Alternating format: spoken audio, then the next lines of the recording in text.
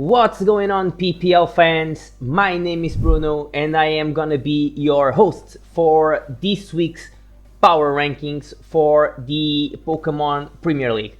Before we get into the rankings, I just want to apologize to you guys for no power rankings video last week, but unfortunately all the analysts were pretty busy and we couldn't find the time to record the video. So hopefully that was just a one-time situation, and from here now we're gonna have a power rankings video until the end of the regular season. As for the rankings for this week, you already know the drill at this point. Each analyst have their own rankings and we basically took into account those rankings each week. I do my rankings with Squid the Feed, but unfortunately he was not able to join me for this week power rankings. So we're gonna just go sticking with power rankings Bruno edition.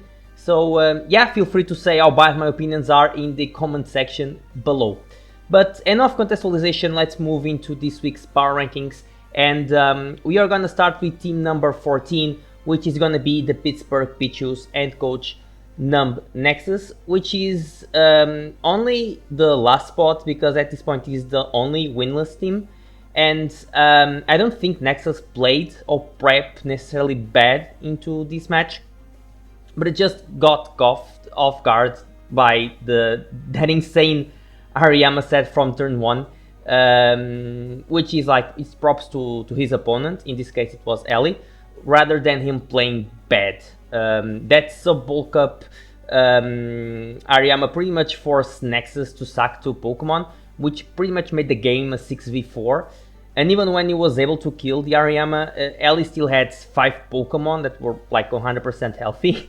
So even when Nexus tried to come back from that huge disadvantage, Ellie popped another brilliant tech in the shape of Trick Ring Turnet Up and Bound that absolutely cooked the switching, and I'm doing comms at this point, switching, that was Overquill. And yeah, at that point Nexus pretty much had to rely on Specs Valiant. He already had the lost the Hippodon, which would give him the sand to Lycanroc. So he didn't have the sand at that point, so he pretty much had to rely on Specs Valiant. But yeah, Ellie still had like pieces to counter that. And yeah, then again, you can't say Nexus played badly. This week he just got outplayed by Ellie's brilliant prep. And yeah, TC is the only winless team at this point. Is the last spot in the rankings. Number 13 we have Druby, and I feel like the thing we need to consider in Druby's matches, and not only this one, but in the last matches from Druby's part, it's pretty much the early games. He pretty much not only in this game, but in this particular match against Shuckle King, he lost Turkle pretty much in the early game, which for a Sun team is not a good thing because you pretty much are negating the power of most of your team. So most of your team are relying on Sun. You lose Torkoal, then there goes your Sun. You're losing a lot of power. Another thing I want to point out is just the fact that Druby barely made any kind of predictions during the game, despite being behind pretty much the entire time, and Shuckle King making just safe plays every single time, as he should, because he was just he was sitting, like he was winning at that point. So usually when you are behind the game, you try to make some kind of risky plays or predictions to try to come back and try to make your opponent more comfortable in the game. But Druby always went like for the same plays. Like I can remember Brute Bonnet, especially with Brute Bonnet. So he brought Brute Bonnet on Quagsire multiple times, and Shuckle King was always switching into Moltres. But Druby was always clicking like, what was the move? The bug move, the Pollen Puff, or whatever it's called, which is it's 4 times resisted by Moltres. So yeah, I feel like Shuckle King was always comfortable in the game. And yeah, on the opposite side of things, Druby felt like really uncomfortable even after losing Torkoal, which was a big thing for him. So yeah, I guess there's not much to say about it, so we can move into the next spot, which is number 12, which is Jack, aka Gravy, that took a loss against the bulky team of Lars and the Borussia Dawn fans. A couple of things that made Jack fall a few spots here. First off, he didn't start the match that well, considering he was not really being able to do much damage to Lars' team. Not because he didn't have the tools to do it, but I feel like there were some turns that he could have made a better read or just a better play in general. On the opposite side of things, Lars was being able to do just slowly break Jack's team to a point where he just lacked the offensive tools to break Lars' bulk. And you guys know Lars' team, it's really bulky, probably the bulkiest team in the entire league. So the only time that I feel like Jack had the time to come back into the game was after a really nice Rock Tomb play with Spylops against Talonflame. Barely misses on the KO, that was kind of unlucky.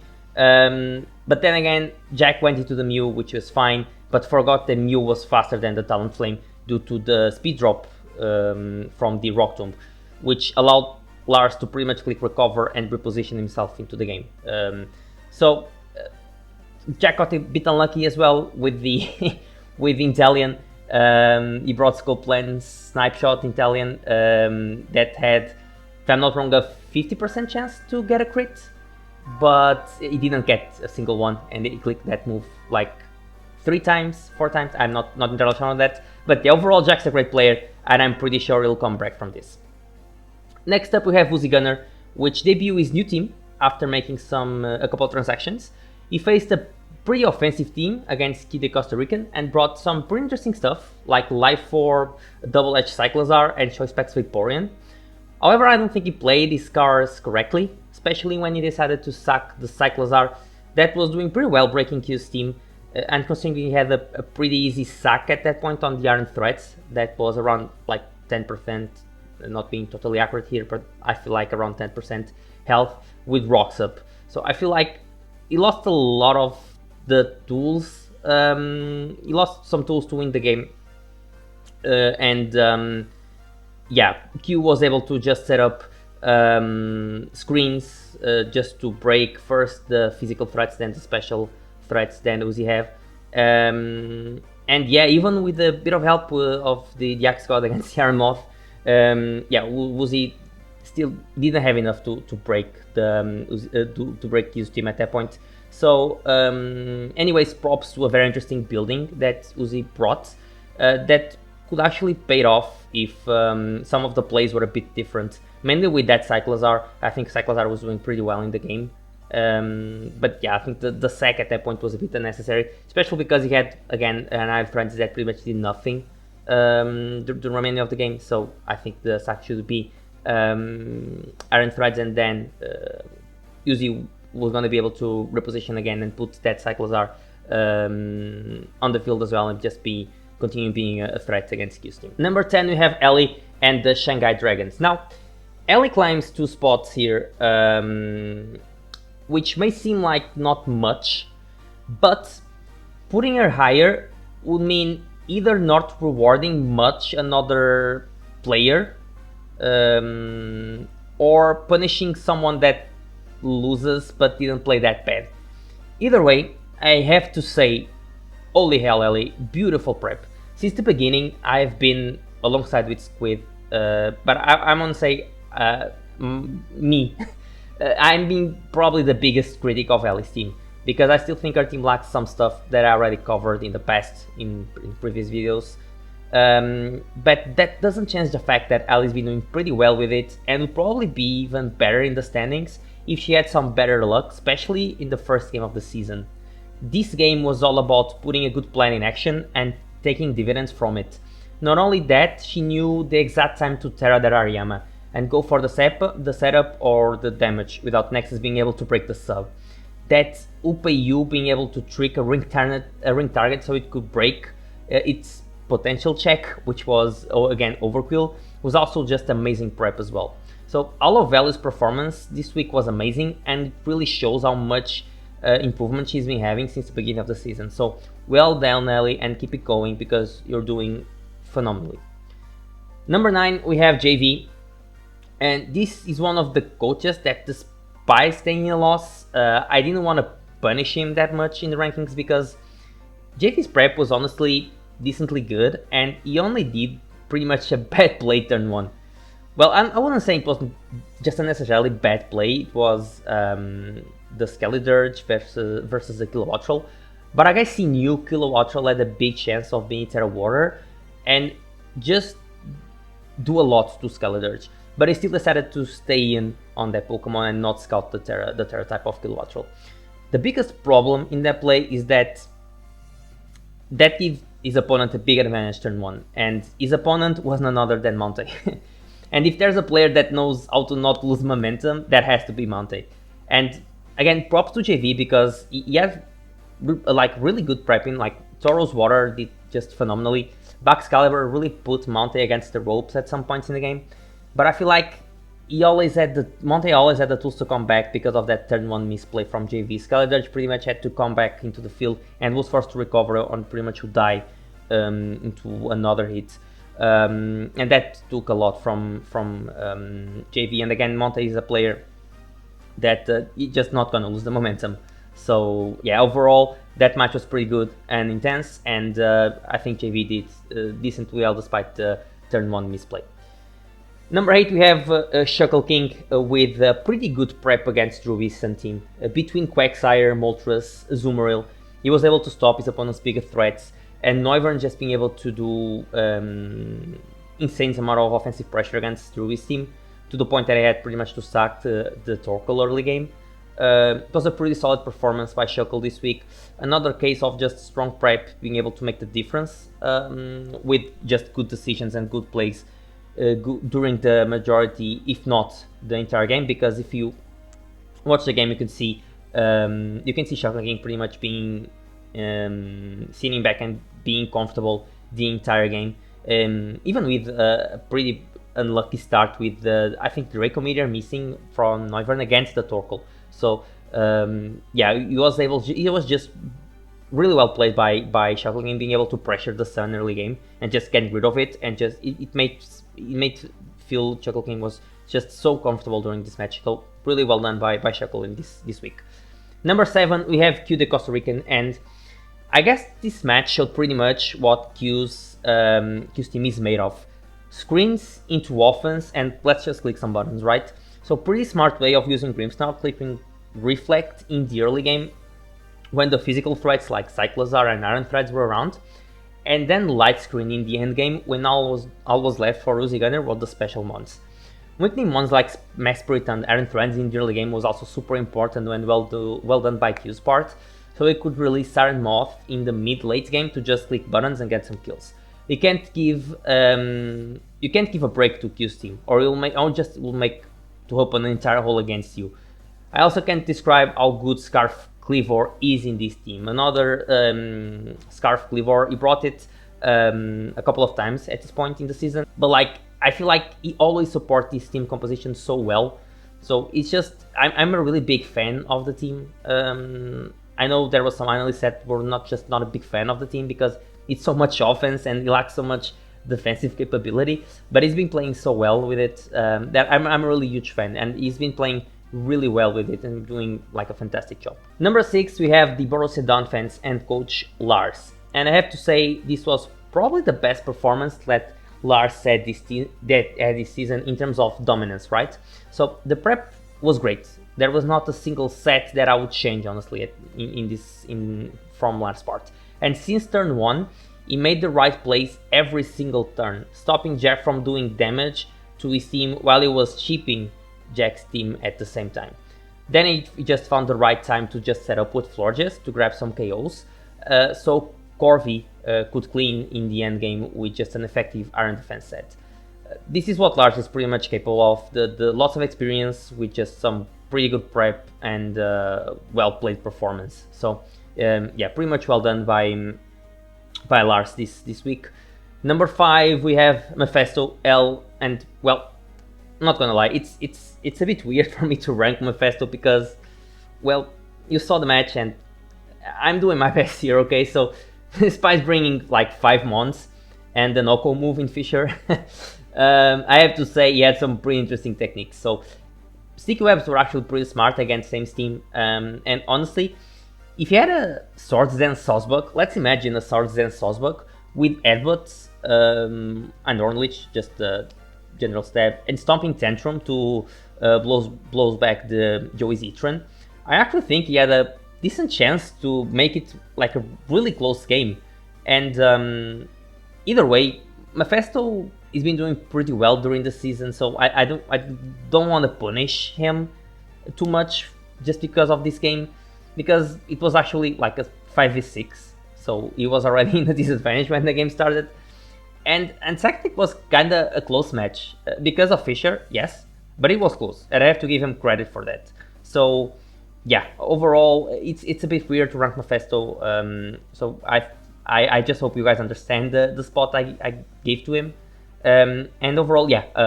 Before I forgot, props to the game for giving Mephisto 3 Fishers, 3 Fisher hits, but not a single crit to Jack. So that brought just a snapshot scope lens intelligence. So love to see it. This game is makes a lot of sense sometimes. Number 4 is Envy and the San Diego Team Chargers. So he played Addison, and I guess the Dunsparce did it again. So Ursaluna was able to open some holes against Gardevoir and Dragapult, and then I guess Addison was really the done for. That rattled really come into play, being able to get advantage on the Arcanine to a point where the combination of just Upa and Salazzle in the end game could finish the job and bring the W to Envy. Even though this was by far the worst performance by Addison in my opinion in the season, and we're gonna address Addison in a bit.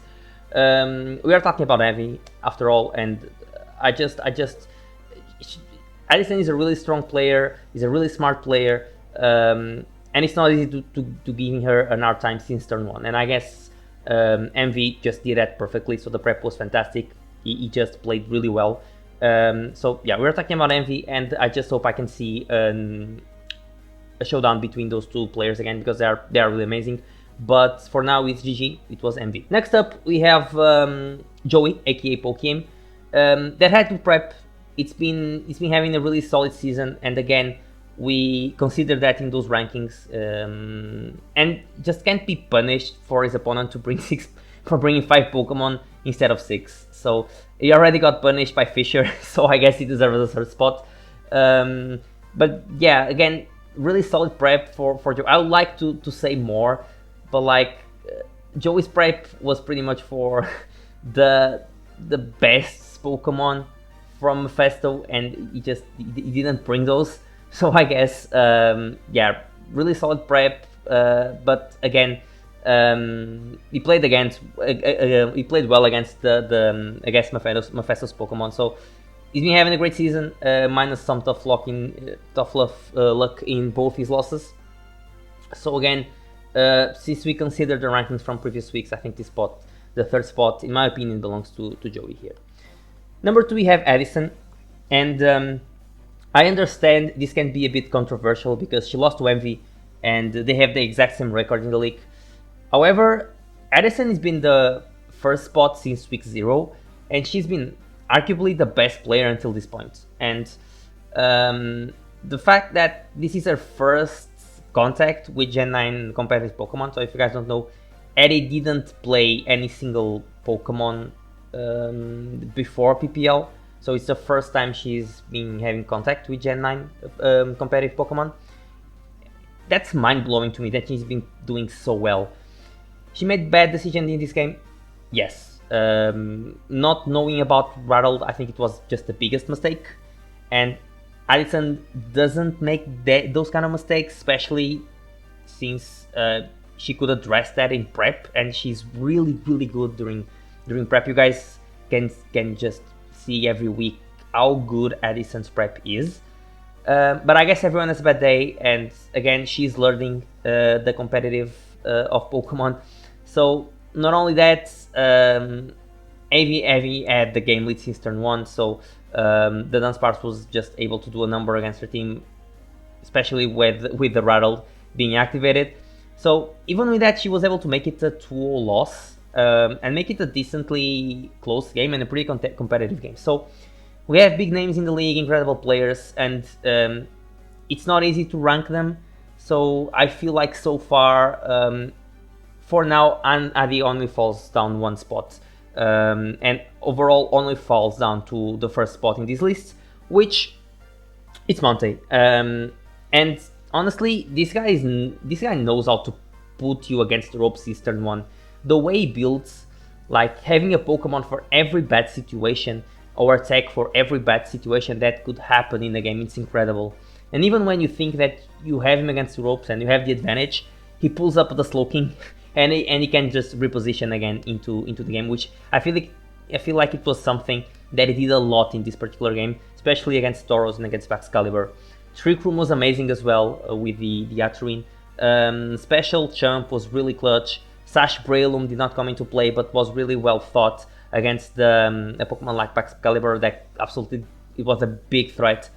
So overall, really well played by Mountay since turn 1. This man doesn't know how to play or prep badly, honestly. So right now he's the number 1 in the standings, and he is number 1 in the rankings after week 6. So here you have it, guys. This was the power rankings for week 6 of the PPL. I truly hope you guys enjoyed the video. And please leave a comment with your opinions on either the rankings or just the season overall. I usually try to reply to your comments, so it's been a massive pleasure to interact with all of you fans. Don't forget to leave a like, and don't forget to check out all of your PPL coaches. And that's all from me, guys. Thank you for watching, and I will see you guys on the next one. So, peace, guys.